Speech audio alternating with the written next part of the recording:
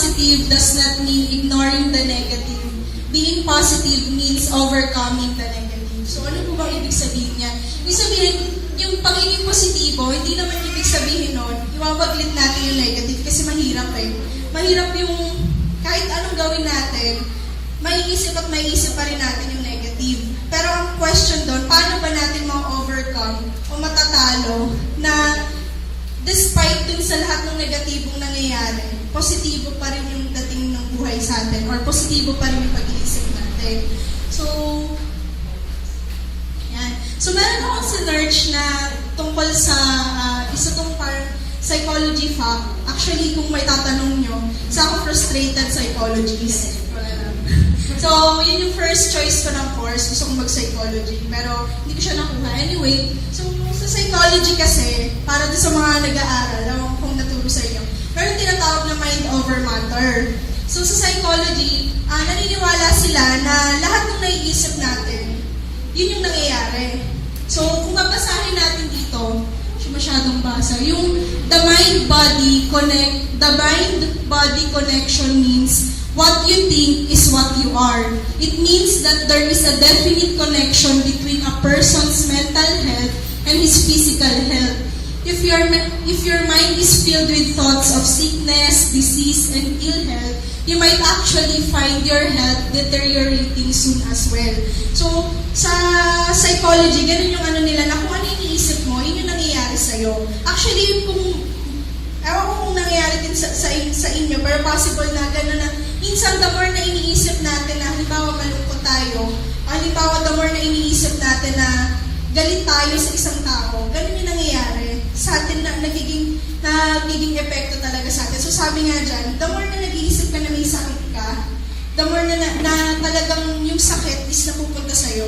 Pero kung iisipin mo na, halimbawa gagaling ako, hindi mo na mamalayan, lumalakas ka, unti-unti ka na, kasi yung utak natin, kumbaga sabi nga kaya nga siya nasa tuktok, di ba? Yung brain natin, siya yung nag-work dun sa pinaka-body natin. Sabi nga dati may napanood ako, di ba yung mga tumutulay dun sa pako, yung mga matutuloy sa sabi, bakit nila nakakaya yung ganon? Tayong nanonood, parang ang sakit-sakit naman nun. Kasi nung interview siya, sabi niya, ang iniisip niya, hindi masakit. So, it's all in the mind. So, dapat, wino-work out natin kung paano natin iniisip yung mga bagay na nangyayari sa atin. So, kung sino nakakilala sa kanya, I'm sure na balitaan niya nangyari last Monday. So, namatay yung isang sikat na Hollywood comedian. So, siya si Robin Williams. So, para dun sa mga mahilig manood ng movies, o kaya dun sa, I'm sure most of you nakakilala sa kanya. So, pinakasikat niyang movie is, I think yung Aladdin. Siya yung nag-boses kay Genie. So, siya si Robin Williams. So, isa siyang sikat na comedian. Sabi niya, parang naisip ko na halos lahat nasa kanya na. Sikat na sikat siya, mayaman siya. Pero, sabi nga dun hindi porket masayahin yung isang tao, minsan sila yung pinakamabigat pala yung dinadala. Ano pong nangyari sa kanya, nagbigti siya. So, kasi na 63 years old na siya. Sabi nga ng mama ko, bakit ganun senior citizen na siya? Kung baga dapat ini-enjoy na lang niya yung buhay niya. Pero siya pa itong nagpakamatay. Kumbaga meron na siyang pera, pero hindi pala siya masaya. Yung asawa niya ngayon is pangatlo niya ng asawa. Tapos may Parkinson's disease pala siya. So yun pala yun. Yung sakit niya is depression. Na-depression din sa lahat na nangyayari sa buhay niya. So kasi halos lahat ng movie niya comedy. Talagang nakakatawa siya, magaling siya magpatawa. So parang maisip natin na hindi pala lahat ng nakikita natin dun sa tao. Yun pala yung nangyayari talaga sa kanya. So malaki pala yung pinagdadaanan nitong tao na to. So depression yung naging cause, kaya siya nag-suicide. So nagpakamatay siya. So ano po ba yung depression? Yung depression, sabi dito, sadness or downswings in mood are normal reactions to life struggles, setbacks, and disappointments.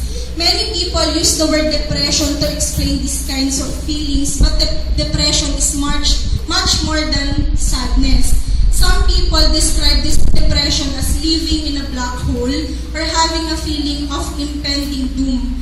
Whatever the symptoms, depression is different from normal sadness in that it engulfs your day-to-day life.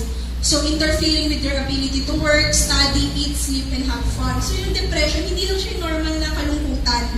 So, talagang yung depression is malalim yung pinanggagalingan niya. So, yung depression po, mental illness siya. Hindi siya yung normal lang na nagiging lang, mga himo lang na ano, kundi yung sobrang lalim na pala yung pinanggalingan niya. So, yun nga, yung sa example kanina sa Robin Williams, akala natin, pag gano'n na mayaman na siya, sikat na siya, perfect na yung buhay niya. Pero talagang din natin marirealize na kung wala kang Diyos sa buhay mo, talagang kulang eh. Kulang talaga yung life niya. So, kahit na gano'n niya na sikat siya, marami siyang mga, sabi nung asawa niya is, marami pala siyang utang. So, tapos ang naging trivia pa, isang net worth niya is $50 million. $50 million ang net worth niya, pero marami pa rin siyang utang. Kasi daw, ang laki daw na gastos niya dun sa dalawang nagdaang divorce niya. So, dalawa kasi yung unsuccessful marriage niya. So, ngayon, yun pala yung depression, so yung pag-iisip natin. So, dapat, kaya natin i-handle yung way ng pag-iisip natin. Kasi, personal testimony ko lang, kasi katulad ako ni Pastor, before ako maging Christian, ganun din. Wala naman akong bisyo. Pati yung naman ako, hindi rin ako nababarkada. Pero ang problema sa akin, emotional ako. Masyado akong emo. Talagang dumating na dun sa point, high school pa lang ako, isip ko na talagang magpakamatay. Hindi ako magdala ng emosyon ko. Parang pag nasasaktan ako, to think pa na wala kasi akong tatay. So talagang pag na-brought up yung topic na gano'n, talagang feeling ko down na down ako. Ngayon, dumating talaga sa point na parang gusto ko na lang natapusin yung buhay ko. Pero nung nakakilala ko sa Lord, talagang nagbago sa akin is yung way of thinking ko.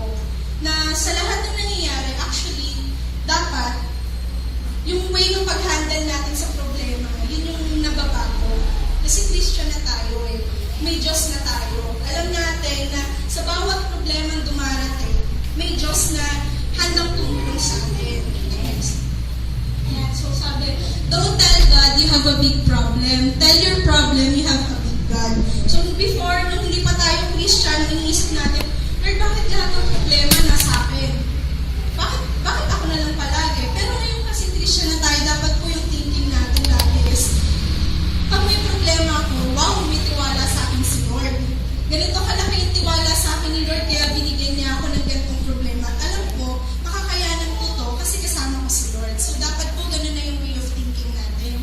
So, yung parang po dun sa verse ko is, do not conform any longer to the pattern of this world, but be transformed by the renewing of your mind. So, ngayon po na Christian na tayo, di ba? Alam naman natin na yan, be transformed by the renewing of your mind. Kapag pareho pa rin tayong mag-isip tulad ng dati, anong nagbago?